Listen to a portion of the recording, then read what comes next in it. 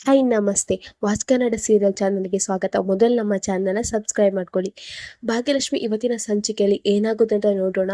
ಸಂಚಿಕೆ ಪ್ರಾರಂಭದಲ್ಲಿ ತಾಂಡವ್ ಮನೆ ಪಕ್ಕದವರು ಕುಸುಮಂಗೆ ಕಾಲ್ ಮಾಡಿ ಹೇಳ್ತಾರೆ, ನಿಮ್ಮ ಮನೇಲಿ ತಾಂಡವ್ ಮದುವೆ ಆಗ್ತಿದ್ದಾನೆ, ಆ ಶೇಷನ್ ಜೊತೆ ಮತ್ತೊಂದು ಮದುವೆ ಆಗ್ತಿದ್ದಾನೆ ಅಂತ ಹೇಳ್ತಾರೆ.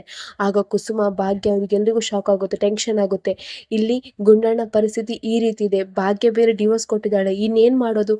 ಈಗ ತಾಂಡವ್ ಬೇರೆ ಮದುವೆಯಾಗಿ ಹೊರಟಿದ್ದಾನೆ, ಏನು ಮಾಡೋದು ನಾವಿನ್ನು? ಅವ್ನು ಮದುವೆ ಆದರೆ ಆಯಿತು, ನಮ್ಮ ಗುಂಡಣ್ಣನ ಜೀವನನೇ ಆಯಿತು. ಡಾಕ್ಟರ್ ಗುಂಡಣ್ಣ ಸರಿ ಹೋಗಬೇಕಾದ್ರೆ ಭಾಗ್ಯ ಮತ್ತು ತಾಂಡವ್ ಒಟ್ಟಿಗೆ ಇರಬೇಕಂತ ಹೇಳಿದ್ದಾರೆ. ಅವ್ರ ಅಪ್ಪ ಅಮ್ಮನ ಜೊತೆ ಅವ್ರು ಖುಷಿಯಾಗಿರ್ಬೇಕಂತ ಹೇಳಿದ್ದಾರೆ. ಆದರೆ ಇವಾಗ ಇಲ್ಲಿ ಏನಾಗ್ತಿದೆ, ಏನು ಮಾಡೋದು ನಾವು ಅಂತ ಹೇಳ್ಕೊಂಡು ಟೆನ್ಷನ್ ಮಾಡ್ಕೊಳ್ತಾ ಇರ್ತಾರೆ. ಇನ್ನು ಈ ಕಡೆ ತಾಂಡವ್ ಮದುವೆಗೆ ಎಲ್ಲ ಸಿದ್ಧತೆಯನ್ನು ಮಾಡ್ಕೊಂಡಿರ್ತಾನೆ.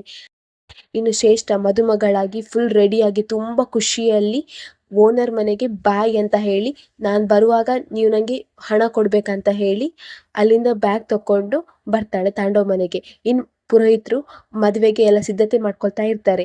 ಇನ್ನೇನು ತಾಳಿ ಕಟ್ಟಬೇಕು ಅನ್ನೋ ಅಷ್ಟರಲ್ಲಿ ಭಾಗ್ಯ ಖಡಕ್ ಎಂಟ್ರಿ ಕೊಡ್ತಾಳೆ ಪೊಲೀಸ್ ಅವ್ರ ಜೊತೆ. ಪೊಲೀಸರು ಹೇಳ್ತಾರೆ, ತಾಂಡವ್ ನೀನೇನಾ ಅಂತ ಹೇಳ್ತಾರೆ.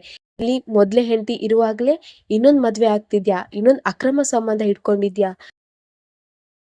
ನಾವು ಅರೆಸ್ಟ್ ಮಾಡ್ತೇವೆ ಅಂತ ಹೇಳಿ ತಾಂಡವ್ನ ಹಸಿಮಣೆಯಿಂದ ಎಬ್ಬಿಸಿ ಅರೆಸ್ಟ್ ಮಾಡ್ತಾರೆ ಪೊಲೀಸ್ನವರು. ಆಗ ತಾಂಡವ್ ಹೇಳ್ತಾರೆ, ನಿಮ್ಗೆ ಯಾರು ಕಂಪ್ಲೇಂಟ್ ಕೊಟ್ಟಿದ್ದು?